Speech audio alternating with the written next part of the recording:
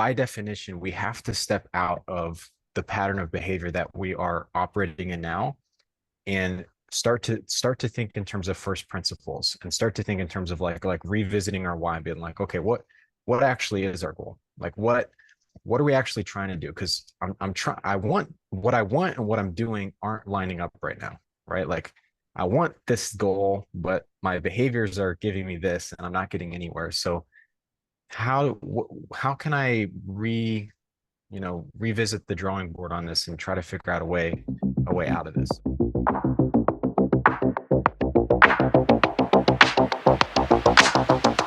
Ladies and gentlemen, welcome to another episode of The Process, where we get real, raw, and grounded.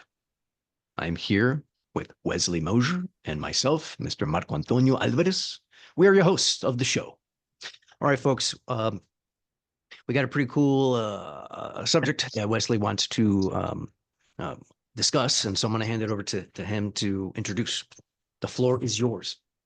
Thank you, my good sir. So today I wanted to reflect on being in a rut and how to get out of it and what we're doing that works for us. And just to take a step back, we started this show off of a lot of the inspiration of Meditations by Marcus Aurelius. And we wanted this show to be like a reflection of our internal thoughts and what we're actively practicing in our own lives. And I actually picked up the Meditations book last night because I haven't read it in a while. And I reread some of the chapters, and there was a quote that I think is going to resonate with today's conversation. It says, within 10 days, and this is just a random verse in book 4 of Meditations, that he kind of has just random ideas and thoughts that he just jots down. He says, within 10 days, you will seem a god to those to whom you are now a beast and an ape, if you will return to your principles and to the worship of reason. So I'll read it one more time. Within 10 days, you will seem a god to those to whom you are now a beast and an ape, if you will return to your principles and the worship of reason. I don't really agree with the worship of reason part, because I think if you replace a god with another god, there's issues there. But he's being poetic and metaphorical there. But he's basically saying, if you right now you might seem like a moron, or people on the outside might look at you kind of like you're just a nobody. But within a very short period of time, if you just go back to your principles and just conforming to the truth and trying to figure out what the truth is, you'll seem like a god to them, which is kind of an interesting way to bring in this topic today about being in a rut, because I looked up the definition of a rut, and I'll look it up again just so that we can kind of reference it. Good. Bring that up because a rut's many different things, because a rut is also a thing that an animal does to get ready for sex. Right. And that's the definition I was going to bring up. So now that you took it, I guess I'll pivot. No, bring it up. No, read it. No, I'm just kidding. I'm just kidding. Oh. No, that's definitely not PG today. We're not going there, but well, no. So yeah, so there's two definitions of a rut. So the main definition is, I didn't actually know this, but it makes sense. A long, deep track made by a repeated passage of the wheels of vehicles. So that's what the initial rut used to be. And I know that term, but I didn't know that was the main corpus of it. Yeah. The second term, which I think is pretty much the same, but it applies to our lives, is a habit or pattern of behavior that has become dull and unproductive, but is hard to change. So basically, we're doing a repeated action, and it's not producing a result, and we don't know how to change it. And in our everyday lives, especially me, it's easy to get frustrated and feel stuck and develop a sense of hopelessness when you're constantly trying to work hard at something, and you just feel like you're hitting a brick wall, and you're like, well, how do I get out of this thing?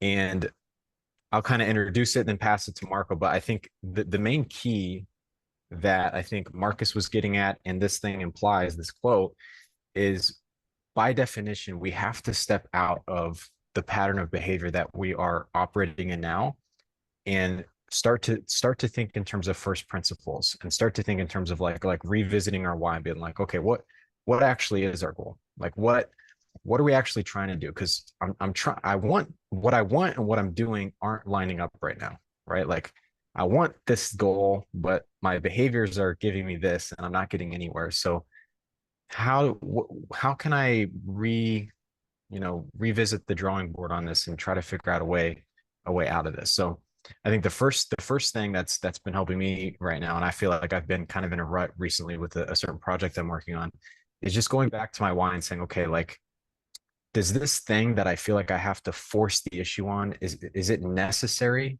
to actually accomplish my big goal? And you soon realize like, no, it isn't. And I think that's because like we oftentimes seep into getting distracted by things that are outside of our control that we can't really influence, and we kind of we try to force things to work that are outside of our control instead of and we lose sight of like the things that are readily in our control. But it's easy to do that because you kind of get distracted and go down a rabbit hole, and all sorts of things like that. So um yeah, that's I guess that's how I'll kind of open the conversation and let you Yeah. kind of take it from Yeah. there. But Yeah. No, totally, dude. That's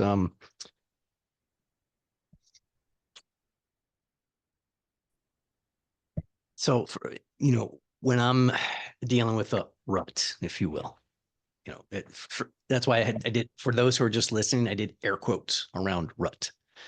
Um, it's important to reframe it and not get stuck in it, because what's going to happen, what happens is this, is that you start experiencing all these emotions around it. And then you start attaching stories to those emotions. And then it starts taking you down and starts overwhelming you and starts fucking with you. Okay. That's just part of it, right? Let's just talk about, let's just say that's like your first stage awareness, that you're aware that you're doing something and it's not working. All right. And now you're starting to feel a bunch of shit that you don't want to feel. And now it's freaking you out. And now it's causing anxiety. Now it's causing fear, distress, and all this stuff. And it just creates this like downward death spiral. Right. All right. Good. All right. At least you have that level of awareness. Now, it's going to take practice to step back from that and just to see it for what it is. You brought up something that I think was very, very, very important, and that is understanding what's within your control and what's with not. I've referenced the surrender prayer so many times as far as this guidepost when it comes to certain things. And we've talked about things like courage. We've talked about things like presence in the past. And all of it again relates to everything. There's no separation. Everything's a Venn diagram. And so one of the things that I've done in the past is, well, number one is develop an awareness around my emotional states to where I'm not identifying with them. And I'm literally saying to myself, I'm experiencing X emotion. Right. That's what I'm saying. By the way, can you hear that right now I in the cannot. background? No? All No. right, cool. Landscaper just got here and I'm not going to get up to open windows. So anyways, I'm experiencing X emotion. I'm not this emotion. Right? When people say, I'm scared, I'm this, I'm that, you're literally identifying with that. But it's a different story when you're saying you're experiencing this. What's experiencing this? Your body is experiencing this. What's attaching a story to this? Your mind. And so we take steps further back to get to this place of ultimate awareness and consciousness, to where you actually are the thing that is aware of the thing that's happening and of the thing that you're experiencing. Granted, this is some high level stuff and it's going to take practice, but ultimately that's where you want to, at least from my experience and opinion, that's where you want to get with it. I think that when Marcus was saying, as far as worshiping reason, I think it would be interesting to note, to look up the etymology of worship and also reason, because we do have our general definitions of that. And, worship is typically tied into some sort of theology, if you will, something to do with, gods out there and things like that. And reason, of course, in some sense, you could say is like the antithesis of that, because, it's not around faith, it's around facts. So it's more like, reason is, ratio. numbers and things like that. It's just math. It's not anything about spirit or faith or anything. Right. Like I would So say the atheists seeped into the worship of reason, right? Because like Jordan Peterson aptly points out, like if you replace something, there's a vacuum created, and by definition, a vacuum can't exist, um, on its own when it comes to like if you replace God, something else fills that void. yeah, And it's kind of like, yeah, go ahead. Yeah. yeah, no, for atheists, it almost like the worship of reason, but that alone wasn't enough of a corpus to uh, anchor someone's identity off of to live a moral and good life, right? Because everything just became, uh, you know, data and numbers and lost its substance almost. It's interesting. Like we're beings that have to orient ourselves around stories and meaning, and we have to interpret things in order to navigate the world. So when you take away that GPS structure in our head, which you could say is God or religion, it makes it hard to orient yourself properly, because now you're just aimlessly, either just pursuing pleasure for pleasure's sake, or you're creating your own pathologies, which aren't entirely, accurate, Yeah. or many other things. Yeah. Yeah. Yeah. Well, it's kind of like, it's like just, okay. So for example, this glass is a glass because it has form, but this glass is also a glass because it has emptiness. All right. Mhm. This wouldn't be a glass if it was solid. Can you hear that? I cannot. Okay. All right. I can You're gonna be barely like the hear you. crazy guy on this Yeah. episode. Let me Like, pause this for can a you hear second what so I I'm can hearing? close with it. I can barely Okay, hear you. Hold on. We're back. we're back. Um, okay, just to pull it back in, because we could go down the philosophical rabbit hole, but Yeah, we went far. um, to um, well, everything's connected, right? So it's easy to do that. But um, so I was thinking about what something you were saying there, which is I forget exactly what you said, but we're talking about getting in a rut and how to get out of it. And we talked about finding your why and thinking back to first principles. And if you think to first principles, you can also kind of audit yourself and say, okay, well, what got me into this rut, right? Because if I was, like Marcus said, dialed into my principles, I should be, a god right now, metaphorically, so to speak, right? Like I should be like dialed in, like lined up to my goals. And there's a lot of people in life where you look at like Hormozy, he's just like very good at execution and just like killing it. Um, and so I wrote down, like, I think there's a dichotomy that happens when we're making decisions, right? Because people make decisions on emotion and justify with logic. And so I think that we're either optimizing for comfort or we're optimizing for sacrifice. So like we either choose the path that's short-term gratification, like, okay, this path seems more convenient to me, it's easier, it's going to require less effort, or this path is going to require sacrifice, but there's something at the end of that tunnel if I'm willing to do that. And comfort is a short-term gratification, it's easy first, hard later. Yeah. And sacrifice is a long-term gratification, it's hard at first, easy later, Well, right? And yep. there's that quote that we've talked about before, where you either sacrifice for your goals or your goals become your sacrifice. Yeah. So maybe somewhere down the road, you know when you experience a rut, maybe it's because I was optimizing for things that are comfortable, like, okay, this is more convenient, I'm going to do this, or I don't want to address that issue right now because it's uncomfortable to think about, I'm going to kind of focus on this, or if I get this to work, then it'll be easier. And you get into this pattern where you no longer have anywhere else to go, you have to confront it. So when Thomas Edison was trying to figure out the incandescent light bulb, the story goes that he attempted, was it 1,000 or 10,000? Some ridiculous number A of, thousand, or yeah, it was a something like that. ridiculous number, dude. It was a ridiculous number. Was he in a rut when he was going over and over? Or, when they asked him, the story goes that, the papers asked him about it. you know, how'd it feel to have, I think it was 10,000, dude. I don't know. Anyways, let's just say 1,000 just to be reasonable. And they It think they probably said, you know, was because he had a team of scientists like yeah. iterating as well. So So they let's just probably say had like 10, a 'cause I think it was 10, dude. I think it was a ridiculous amount. And when they yeah. asked him, like, how do you feel about having 10,000 failures when it came to this? And he, I think, said, I just figured out 10,000 ways on how, or I figured out 9,999 ways on how not to do it. Right. Right. And this goes back to what you said on one of our last podcasts of if I could go back to myself and I'll connect this because it's not going to make sense when I say it. If I could go back when I was a kid and tell myself, just do this, Marco, like get your shit together, would I hear the message? No, because I needed to learn the lesson for myself. And so for him, was the answer there? Yes, but he, to discover the answer, he needed to see all the reasons why, like that that came to that answer, right? So that you're talking about how do you reframe a rut? Do you reframe it as a I defeat? I think that's important.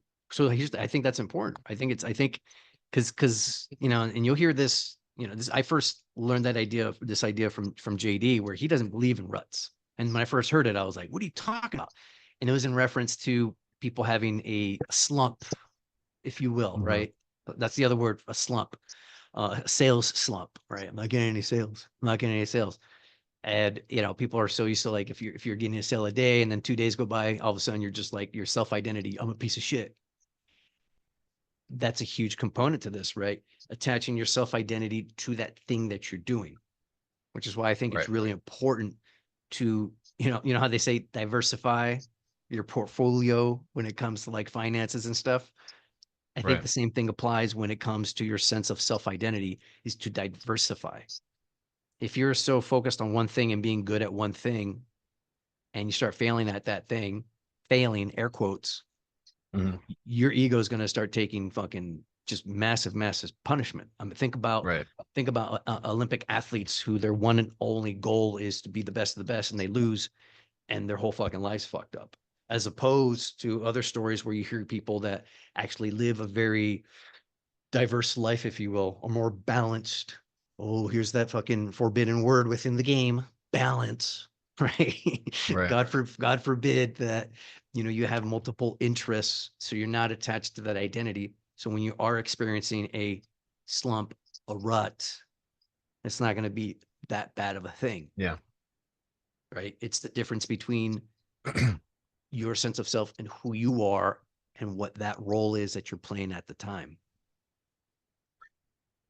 Correct. And to add on to that, the definition of the rut that we pulled up, a habit or pattern of behavior that has become dull and unproductive is just, like maybe at one point in time that pattern of behavior served you at some point because it was a Yeah. coping mechanism or whatever, but it's basically, if you reverse engineer that quote, it's basically saying like you need to adapt new patterns of behavior that do serve you. You were exhibiting a pattern of behavior that no longer serves you, and now it's time to kind of shed that.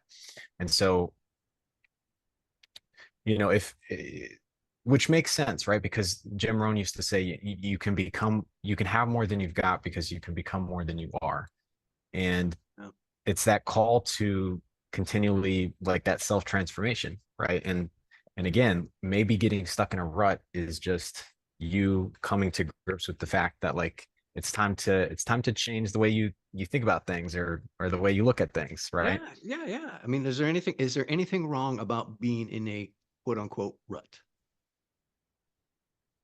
There's nothing wrong with it. There's nothing, Maybe staying there is right, right. And wrong, and I think that's the thing, right? So or we go giving up back. when you get into it. Yeah, yeah. And I think if you go back to what, you know, Marcus was saying, Marcus, like he's our friend, Emperor Aurelius. If you go back to what Emperor Aurelius was saying, you know, my friend Mark back in ancient Rome. Yeah. Anyways, what he was saying as far as committing to that change. Now, who knows why 10 days, and keep in mind, like probably like 10 days in ancient Rome is probably equivalent to like 40 of hours, right? As far as just the ability to concentrate and really hone in and just, you know, keep shit out. But he was the emperor trying to fucking, you know, maintain an empire that was, anyways, enough of the history lesson. Yeah. Um, Again, it's the reframe. Again, it's Jocko's good. Again, it's this thing that happens because of what you're doing, obviously. right? Someone's watching, listening, going, no shit. And it's like, yeah, well, of course. But I think it's important to, number one, recognize it. All right. To like stop and like, all right, this is what I've been doing. It's not fucking working. Okay. Do do the work to become disimpassioned to it. Again, going back, not identifying to those emotions. Because otherwise, what happens, right? Like think about things in life when we identify too much and fucking we freak out and then we don't take action and we just start looping around. And so that's I would say one of the biggest challenges in life is to be able to see the good in all things, all things. Have a great day no matter what. That's fucking that's high level Right. shit. And then when you're dealing Yeah. with that rut, it's the same thing, right? Do Right. you have the courage and the strength in that moment? And if not, step back. Step back, take some time off. Break away from it. Take a few hours, take a day, take 2 days. And whatever that thing is that you feel like you're in a rut, leave it alone.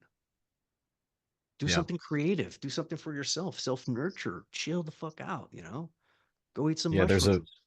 There's a book, one of my favorite books actually that I've ever read called The Obstacle is the Way, which is Mm-hmm. basically the thesis is basically what you're saying is like, maybe what you're experiencing is the gift that you needed to unwrap to discover what actually, your path actually is. Yeah. Maybe this rut is finally like there's also a lot of it's interesting because when you're in a rut, you feel lost and hopeless, but Mm-hmm. actually the rut is the signal of like, hey, this is what needs to change. It's like directly and very, Mm-hmm. you know, potently telling you like this is the issue right here. You need to change this pattern of behavior if you can only just dissect it enough.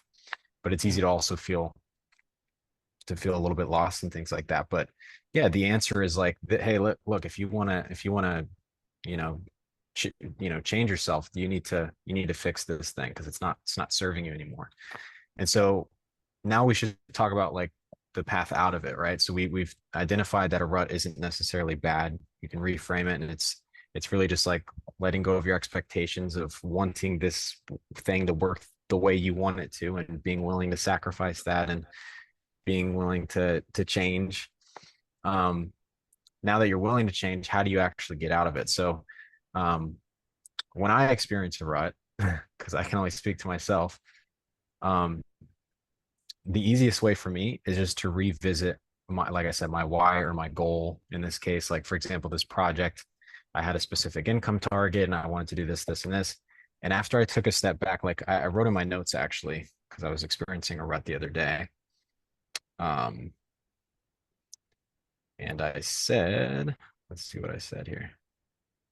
If things aren't working and you feel you're hitting a wall or sinking into hopelessness, try going a layer deeper. The solution has to be something that's within your control. And maybe that wall is because your actions slowly shifted into the realm of things outside of your control. And so that's kind of my motto now is like whenever I feel like I'm having a problem, okay, let's go a layer deeper because maybe I'm focusing on things outside of my control. And so I asked myself like, okay, what is my goal? And after just 5 minutes of thinking about that, I was like, it actually doesn't even matter if the thing that I'm trying to make work that isn't working works to hit my goal. Yeah. Like it doesn't, like there's 55 other options that are viable that aren't contingent on this thing working. Um, so yeah, I would say that's the first antidote is just going a layer deeper and trying to revisit what your goal actually even is. And is this necessary or is this just something that I want to have happen, but it doesn't need to happen? Does that Mm, make sense? yeah. Yeah. Now we can get in some really weird ground where it's like the difference between wants and needs in this life. What is it that you absolutely need? And then of course I start thinking of like Maslow's hierarchy, right? Your basic human necessities as far as like, food, water, shelter, um, sex, right? And then all different things that we need to accomplish to, essentially self-actualize. I think that is getting a little too far off the path. I do I do agree that yeah, you got to get a layer deeper for sure. Again, it's always what do we what is always said in sales? It's like, don't settle for surface answers, got to get underneath it. And it's true.